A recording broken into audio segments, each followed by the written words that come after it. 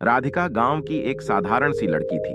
उसके जीवन में सिर्फ दो ही रंग थे, जरूरतें और ख्वाब। जरूरतें उसे खेतों में खींच लेती और ख्वाब उसे दूर अनजान शहरों की सड़कों पर घुमाते। हर दिन की धूप उसके सपनों को सुखा देती थी, लेकिन आशा की एक छोटी सी रोशनी उसके दिल में हमेशा टिमटिमाती रहती थी। एक दिन गांव में एक प्रसिद्ध कलाकार आए। वो पेंटिंग वर्कशॉप लगा रहे थे। राधिका को लगा ये उसकी ख्वाबों को रंग देने का मौका है, पर परिवार के पास उसकी पढ़ाई के लिए पैसे जुटाना भी मुश्किल था। ऐसे में वर्कशॉप के पैसे की तो बात ही छोड़ो।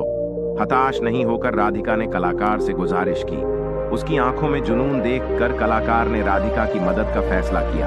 उसने राधिका से कहा, मुझे सिर्फ तुम्हारे जुनून की जरूरत है, पैसे की नहीं। वर्कशॉप में राधिका की कला सबको हैरान कर गई। उसके ब्रश में जादू था।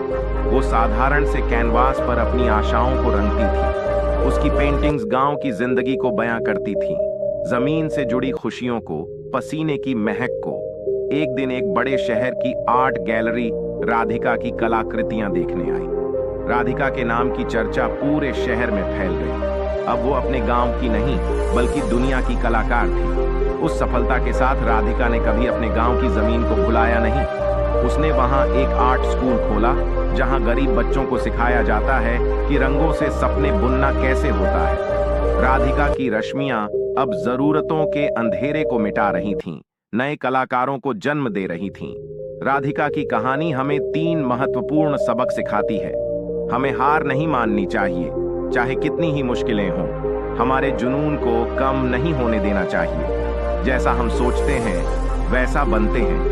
अगर हम खुद पर और अपने सपनों पर विश्वास करें तो कुछ भी हासिल कर सकते हैं। सफलता दूसरों की मदद से और ज्यादा खूबसूरत बनती है। दूसरों के जीवन में रोशनी फैलाने से हमारी अपनी रोशनी और ज्यादा जगमगाती है।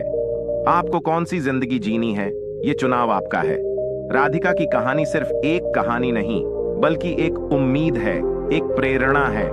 तो चलिए आज ही अपने सपनों को रंग देना शुरू करते हैं। हमें बताइए, क्या राधिका की कहानी आपको पसंद आई?